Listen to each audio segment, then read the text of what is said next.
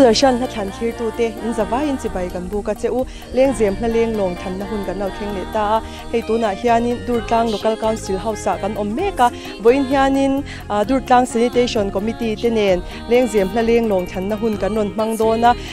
Thlan than mai ba ka hianin an na thodan sang sang tele an phalak na te kanin zot dona thlir tu ten kan program te atira changa top thenga milau thlir sak turin kan som cheuani ole tu na chuan Durtlang Sanitation committee tenen na Lengzem Lenglawng than na hun kan man haute ilau thirang u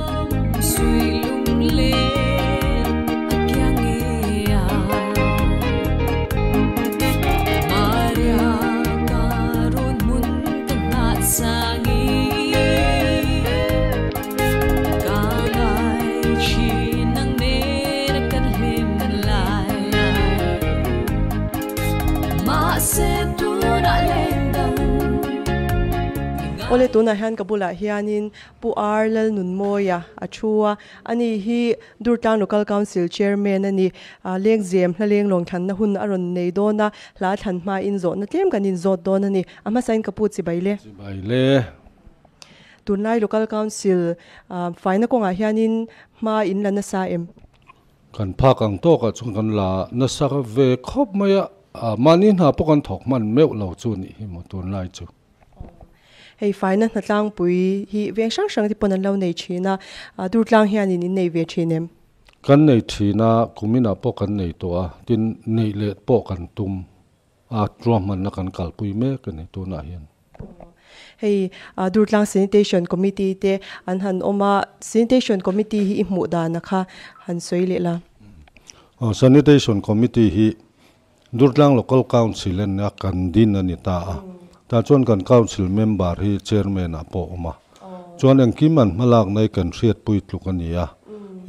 tuna an malak na chin to hi chuna lung oi thla ka du thu sam hi chu thleng phalo maila kan kal to china chuna lung oi thla khopin ka sia ti chuanin hei mi puite faina konga ma kan son chhauzela Durtlang bi khanin zotila tun ma le tun hnu ngei to in faina konga hianin ma kan son to inisha em kan son ve hret chuan kan ria du khop chulan ni lawa tunaya ma son thei po kan nin kan ria maro chu mi veng an fai ti hi kan soyo kan thei ve reng hi kan thei ngil le thina chu mi veng fai ruala fai venge hi kan tuma thei to po kan chua me kan ni acha khop me hei in malak na thatak me kan hansia plastic bottle te in khon khom thina heng te hi engti khuna nge in khona in khon dan tlang pui akha han soile ta che kan ram hi voinia hian plastic bottle hian min ti boi to atun fura tui lian tlong te tui rial te han mutai la YouTube pa te news ate kan lo muwa bottle hlir in khat ani ringot maya chuwang chuan hei kan vei em ema tin Durtlang kho thleng bik pe chuan kum som kalta khan oi me bul tumin cheng sing chuang zet hi polythene che hrim hi kan lei khom to ni tu tuma hian tian botol ruak hi kan an male ta a polythene hrim mai kg som thum panga in sal tur nei chuan kan lei thei thowa botol ruak hi liter khat chin chung lam hi cheng ni in an hoi lam cheng khatin kan leya tuna hian MMV trip khat trip sen manglo tur hi tunen kan lei khom to chu thole ni le injinizing bi ka no pangten elai council house in anon sal thina o acha hle me in malak na te po heng in lei khoma hi engtia ti zui zel nge in tumle ti tu zui zel dan hi kan hre thuilu duk lawa amaro chu kong nai ber chu aizol khopuina kan bol hlo pai na mut dumping ground na pai mai tura chuan kan han ngai ri photani cha in malak na te po ro pui khop me la thanna lama han lut to ila Lengzem na Lenglawng than na hunania I hladu ber han thlang ta che pusiwan sanga hlasak buan nel ramdai lalung len thak le moi em mai kha kan thlang don ani kan thlangang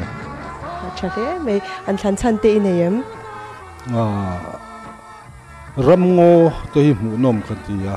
ramngo ramkang hi ka ho em ramngo thia te poi ka huwa ti top mayang voinia kan ramdin hun thir point huat a hun to a ngai hluta hun to boka kan ngo te hetiang hlutna moi tak mai ran phua chua ani hi ka ngai hlu ma chu chu ka thlan chan pon ya satuina sathiam boxia ka ngai hlu hle ni he lai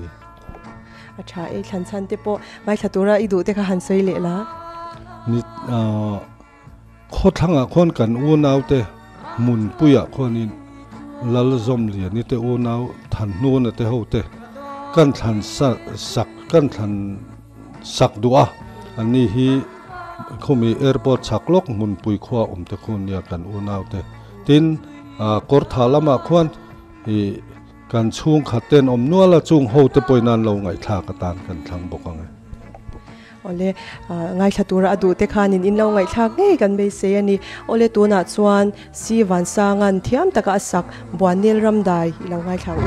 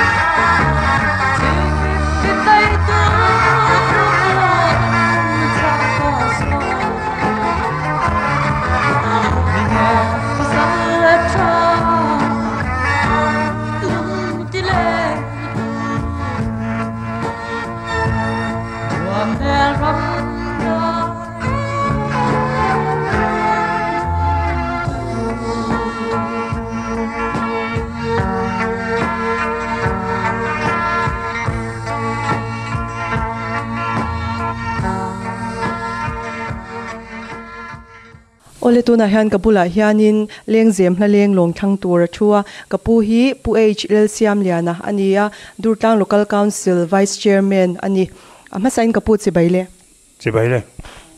la than ma in zo na tem kan han zo tanga Durtlang local council hi member engza nge ni pasari in tho hau na te tha em in lung ro lem thae kan in lung ro le ti chuan in hei Durtlang hi faina konga hianin ma in la tha em in malak na zong ni lawin in malak na langsar zo lakha han soi ta che nia faina konga hian thei patop kan chua nen local council nen thei patop min ma kan la hawa NGO zong hian lung rual takin ma kan la kan khotang bo faisot te mai tuna chuan khohar ina nok nei loi ta kha ngai to lova tun ma chuan khohar ina te hian dula tlangwal ho an trin che hianin trin ni don mai hi bol om thin ni tuna chuan mu tur phia tur hi ngai to lo re renga ma kan son na sa kan tia kan lom khom ne cha he mai faina konga po ma in son chau zia kan be se ni ole hla than na lama han lu tila Lengzem hla Lenglawng than na hunania I hla du ber han thlang ta che kala than tur hi kan som fa ang dum dur ti ngur lian a sai lo ina sakka ka thange han than chan te in em o ne ala hi amoi ka tia satu hian sathiam ka ti boka chu wang chuan angai thla kan nuama ngur lian hi okisam takania ma lai zai thiam a chon zai thiam ka ti ber te jing a mi ni cha ngai thatura I du te kha han soi le ta che lo nei tu ho song tun lai a lo zo ten tia ngai thla kan nuama kun tha thok tu lo nei tu te song tang kan thange ngai thatura adu te kha nin lo ngai thak nge kan be se ni ole tu na chuan ngur lian na sai lo in thiam taka asak kan som fang dum dur ti lo ngai thang u arum chuan re la ka don chami kopalai di chen hu kha athule darang tan mi a her long ho ka chuan re la lim ten chuan zai ren ka ren lo kan so fang hun moyan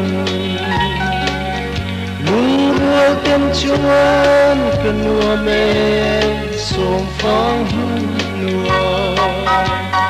tral for bang tu min em duai mo du ten fil du ni la lung wal ku di zong matiang sona len dung kan wa kan so fang hun moyan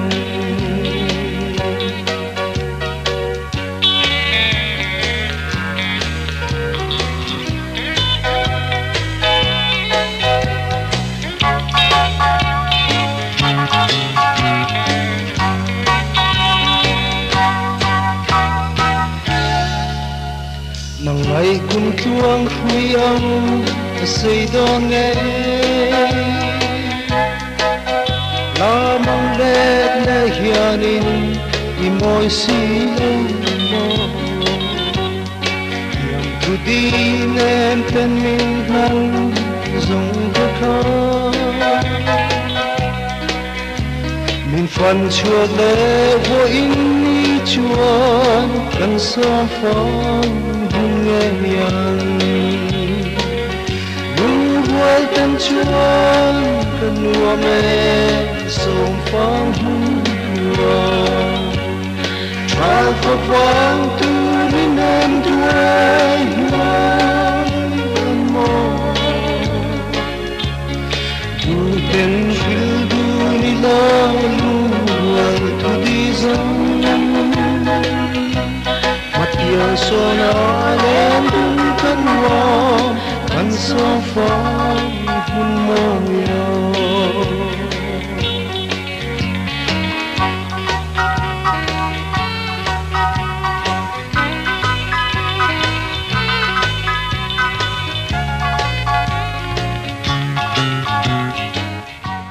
ole tuna han kabula hianin pulal pe ka achua ani hi Durtlang local council treasurer nilai me kani Lengzem hla Lenglawng aron thang dona la than ma in zo na tlem kanin zo don ani ama sain ka pu chi baile tunlai hei local council lam in boy chinem kan buai ve khop mai jing thom ma ngai thei khop mai hei local council te faina konga ma in lan na sa ema sanitation committee te po in handin chawa heng hi enge I hmu dan indin chan angin akalem hei hroi tu te kan nei thaboka sanitation bi ka po hian ma an lak na hi ro pui khop maya a khotlang hianin kan buai ni deuh berin ka hria mania an soi pakhata phei chuan section pakhata an leaderin no pang ho na tlang kha hetilai chaw hian bol lo han char te u katia rilo te hian an kir le a enga tinge in char lo in varong kir le ma ve katia anni chuan char tur kan hulo an tia khatiang te kha kan han hriat khana lobom khop maya final ma hian ma kan son chozel ani local council te ma chop sang te po in neyanga in ma chop zinga langsar zwal te han soi ta che pani vele mo kan ma chop lian bera chuan Durtlang tlak lampang kong Thlan mual te le kan fe kong te tin pu em suwa ka veng kan ti kong te khu tuna hian siam that tur malak mek ania kar le lama ma kan la tran dona a khror tel man te me win ma kan la don ani chu kan ma chop lian ber pakhat chu nia a dot le a chuan Durtlanga kan drainage system hi a fil fai jok nan PHE department te ne na tang kopin tuna hen survey kan nei meka chung ta chu anianga tin khochung in kalpo na step siam tur te po ngi za tuna hian kan hugal to ni ma chop te po a thakop me a hlotlin ngei te po be seila tiro hei local council te na sang in thok china khotlang mi pui te ne na in tho hau na tur tam tak te po om china ni henga hianin khotlang ni pui te le NGO te po han soi te lila in tho hau na te tha em an thlop chewem di ko nga chuan Durtlanga local council te le kan NGOs ho te hi kan thok kho thakop maya ti tur kan han ti te le hati anga ma chop kan han nei te po tha takin min tho puya ta chuan pol pakhat ang mai hian kan thok ho tha ani cha la thanda lama te han lut to ila ti ro Lengzem hla Lenglawng than na huna nia I hla du ber han thlang ta che ka hla du chu nun hlui ti lalrin di ki khiang te sakha ani an thlan chan te neyem hei kum lama te kan lo pa chho ve zela nun hlui te hi kan han chui kira chung huna te chuanin han lung len na te alo oma chu wang chuanin he ha hi karong thlang ani ngai thatura I du te kha ngai thatura ka du te po ka te rol chu pui te kan tlang wal pui te khatinga ka thian hlui te tan karong thlang ani ole alom ome pupe kan ngai thatura adu te hawa soi khani lo ngai thak nge kan be se ni ole tuna chuan le rin diki khiang te da du in moi taka sak nun hlui ti lo ngai thang u samang chen ni lo her chua ki pui su lo ve ya nun hui zong te ka don trina Wanam pumakan lui dun lai Don ve twin te mo Kan rin ni zong te Mil thei reng yan o ka ngoi ne mo Tra po si lua Nam lai lai Bang thei ya ka moi lo Vera quang sai ti tia Min hen tu Ka bong nak che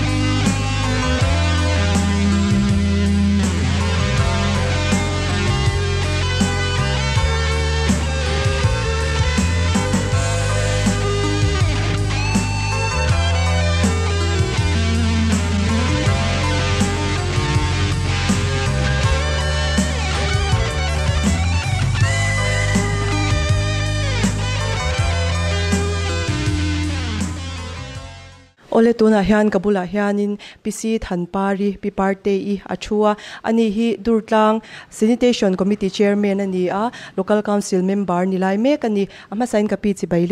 baile la arun thlang do na hlathan main zo na tlem kanin zo do na ni hei Sanitation Committee hi engtika din chan ngei ni February sang ni somni le panga khan Sanitation Committee hi kan din chan ni tunlaya chuanin bolhlo kan thliar dana hianin chan kan la to em a troi theilo te kan thliar sang to a henga hianin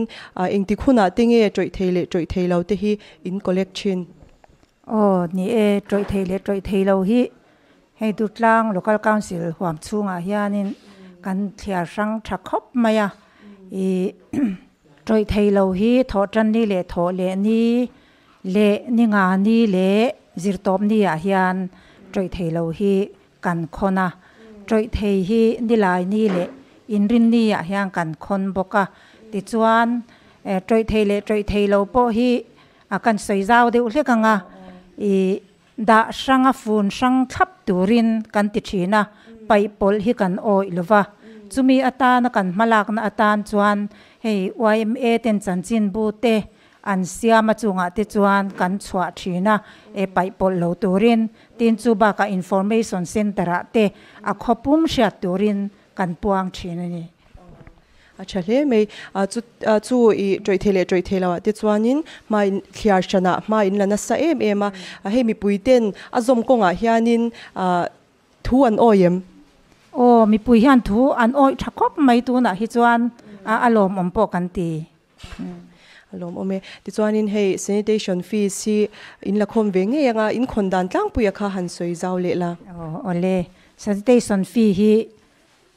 di kan khon a khopum hiang kan khon ta ti me yang hi mi an ngai poimo ti ma yang an ngai poimo khop me sanitation fee in tina hian a khon tu tur kan ruwa ta ni Durtlang a hian YMA section hi paruk athen ani khata khanin awai mi section ang hianin kan kalpui ta khamia khan akhon tu tur bik hi kan in ruat ta chumi kan in ruata chuan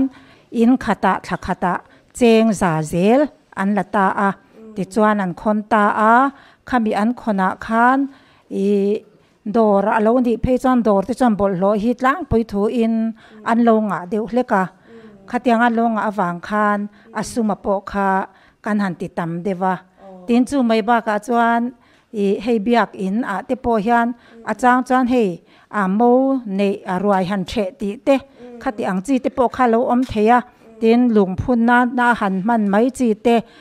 biak in twal vel le khami a hola kha khatiang an man chang phe kha chuan bol lo hi atam thei khop maya chumi ni wang chuan biak in then khata hi chuan cheng sang khat te po kan lak chang hi oma tin biak in then khata chuan chu tiang lem lovin cheng zanga te khati ang khan ain ang lo deuh noi mai kan lak dana kha ti kha kan sei du ni chu bol hlo tamdana zir khanin aret kha in siam ti na ni mo ti chuanin hei in bol hlo khondan tlang puya kha sha ta chak oma kongpui ana omlo te po hei mitam takan omdona khatianga khanin in bol hlo la khom dana kha han soi le la ni kongpui ana omlo hi in engebon za thin om ve ni motor kong nai lo khati ang kongpui ana omlo bol hlo han pai do na angkal na hlasi khati ang ho kha khati ang khon tu tur bik kha door to door collector kan ti maya khang ho kha mi panga kan ruai ni tu na hian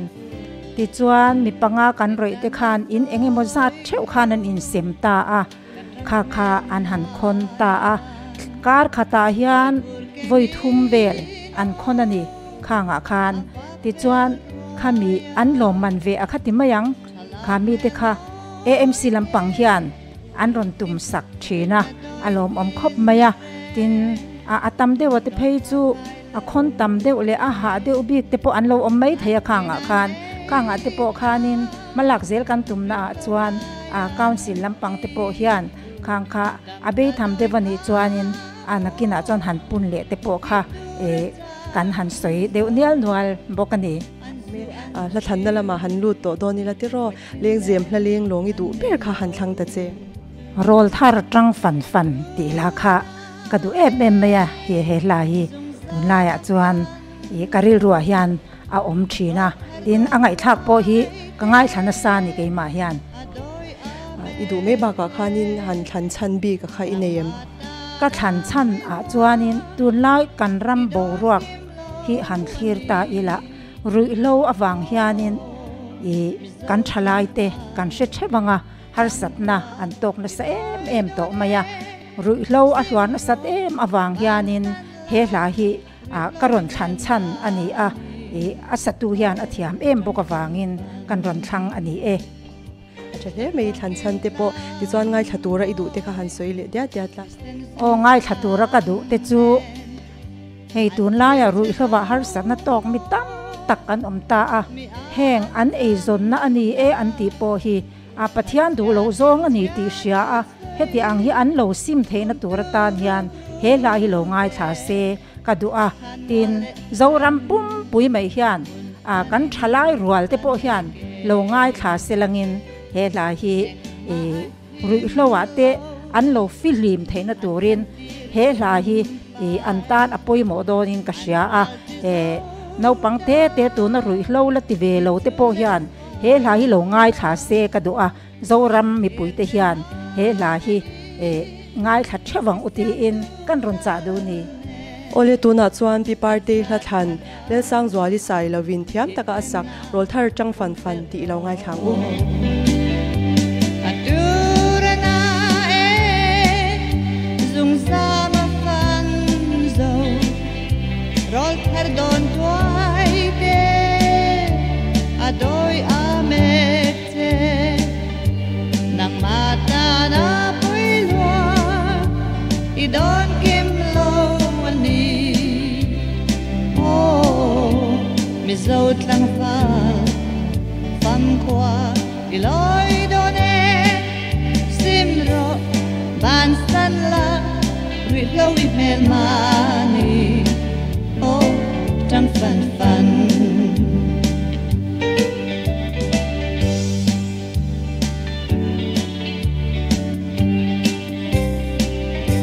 nat lao om eight a king del zela don tuai zalem rual aman karzela heng ei moni min timral me tu harin tangin horu ibele dang sumwa ana e Thlan adam lo napung adam lo kan razel nitin kan mel madora ang wang tao lua e chan san thi nam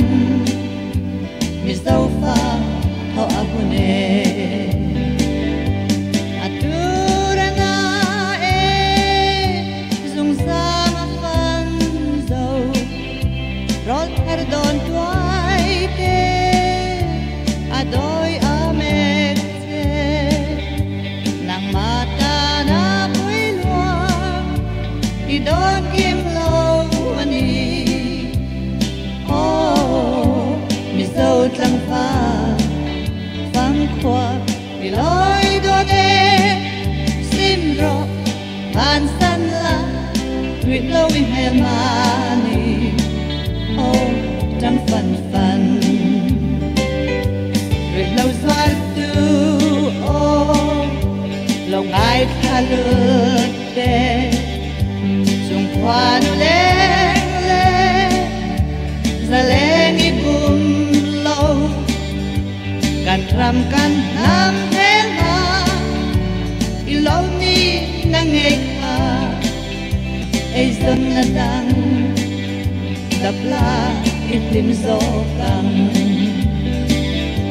Adurana e zung sama fan zo rol thar don tuai te adoi amete nang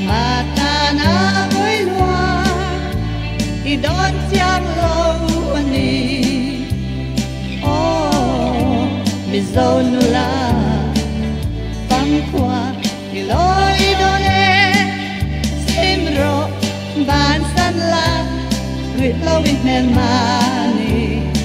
ô trăng phần onalpa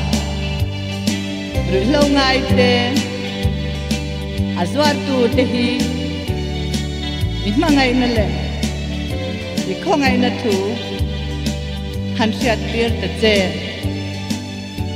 an thin lung khau lul tak hi mi tharau thiam ni min lo khat la sim thei turin chan puyang che ole tuna hianin kabula hianin lengzem hla lenglawng thlang tura dinga kabula ding hi pilel hlupui pima hlui ani hi Durtlang Sanitation Committee member ani la than ma in zone tem kanin zot le don ani ama sain ka pi chi baile Durtlang Sanitation Committee hianin member ingzat nge omcheu kan tuna tak hian mo kan tamlu tuklaw he ruat bel turin kan intita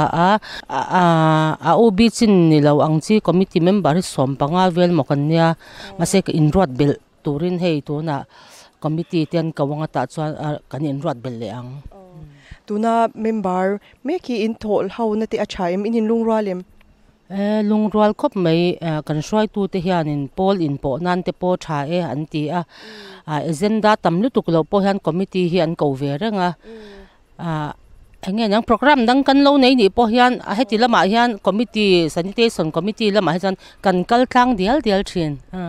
chale meya ti chuanin hei sanitation committee te hianin faina konga hianin mana satak in la in malak na sang te kha han soi ta che sanitation le local council tangkop hian khopum natang an ti ti chuan YMA lama te po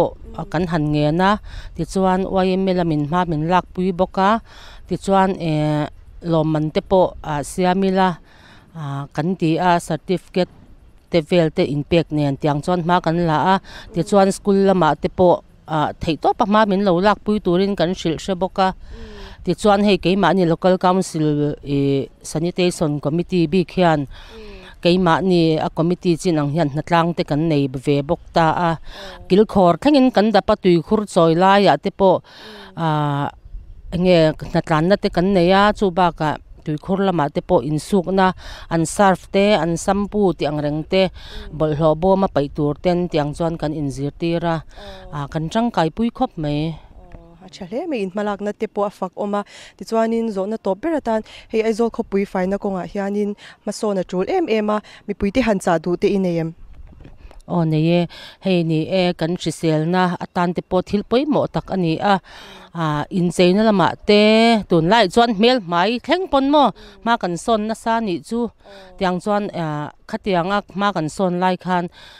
kan faina kan bul le avela kan chen na te kan en kol uluk dau chuan tam takin kan chisel na te pai thatheya chu wang chuan khoi hmuna po kalila kan bol hlo te ma ni ipte te a thei angin ak ila tiang chuanin kan bulami te po shil she zelila he te khinan hospital te po kan hankal ta khatiang anga te le mundang tanga kan hankal ta khatiang kan kalna te po khan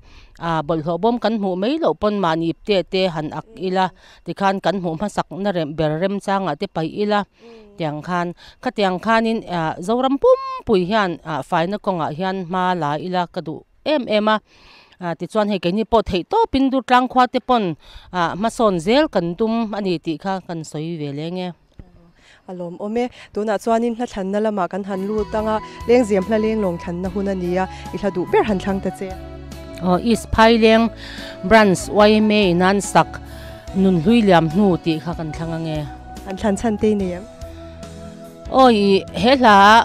ka ngai thak hian chuanin enge nyang hei panlai nun hi min te chuak ani chu ka khwa hi ti har mema kan no panlai nun te kan ngai to vai vuta tol lai te ti te kan ngai to ni involve vom te in koi ba in robar zuan ti te in bi ruk siak ti te kan ngai to a kau kir le thei to si lowa ti hian keini hei kum upalam te kan pan zela he hla hi chu a fu thot ka ti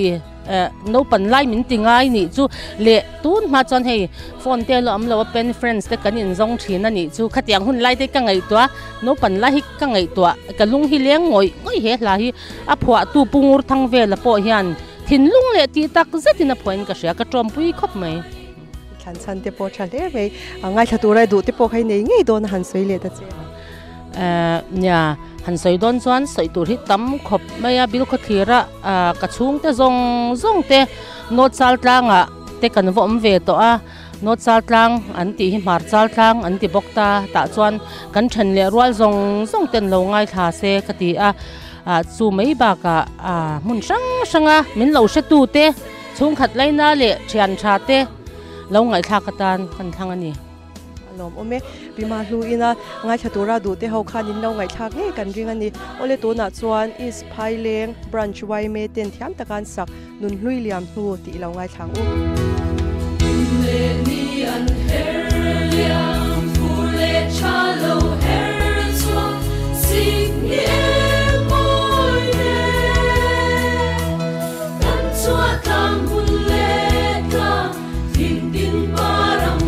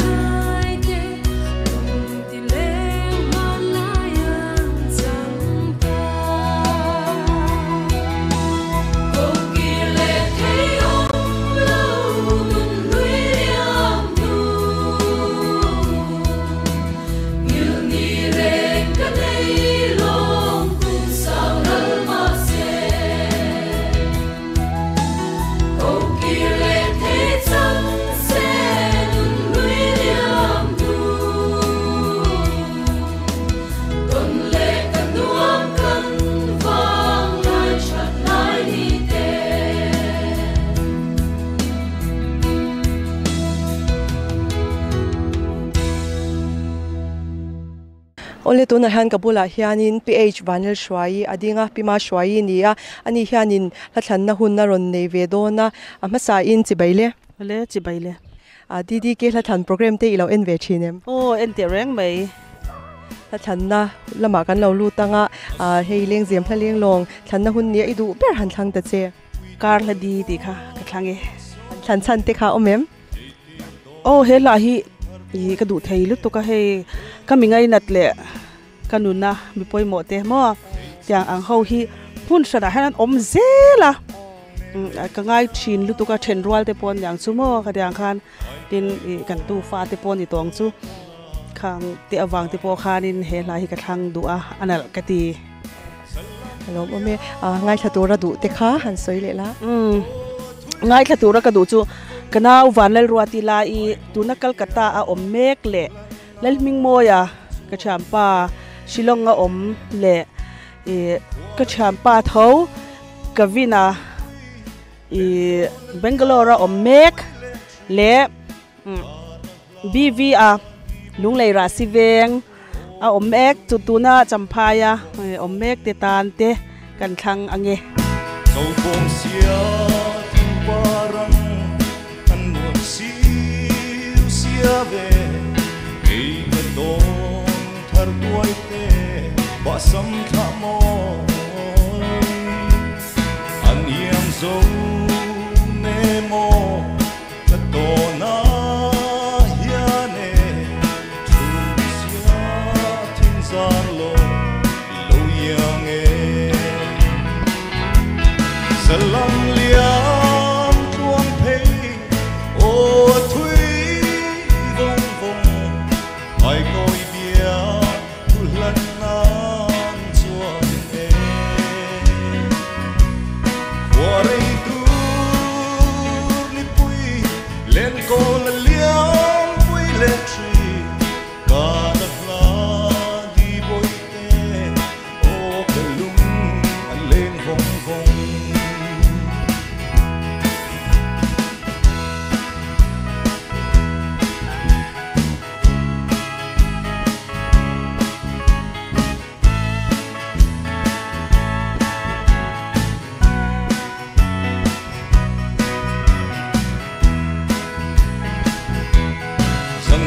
Dai phim cho kha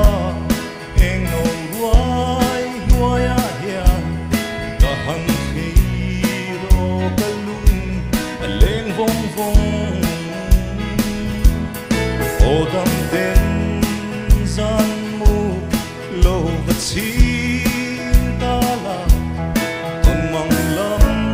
ma talin ton mang o liam tuang pei o thui vong vong ai coi bia tu lần nan chuan e qua đây tu ni pui lên con là liam pui lên tri cả đất la đi bôi te o cái lung lên vong vong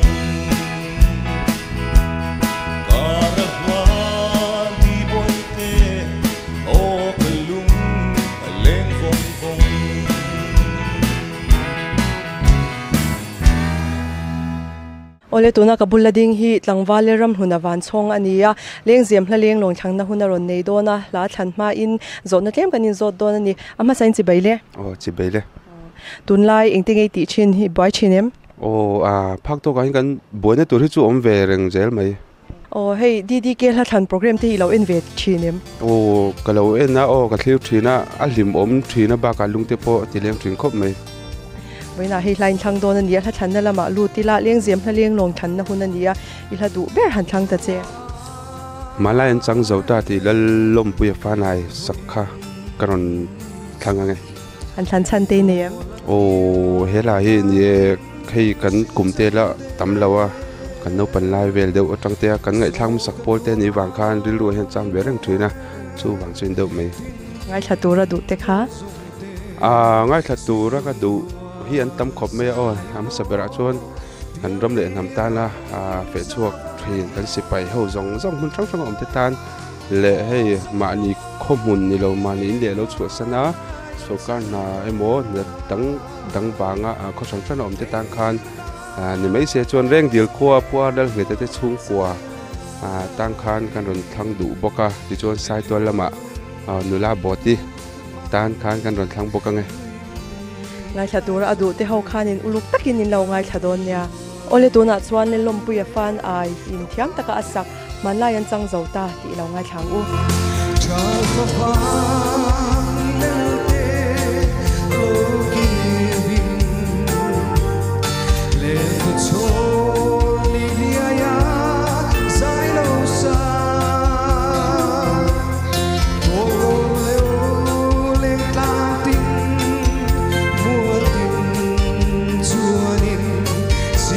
Sai, mọi dung lên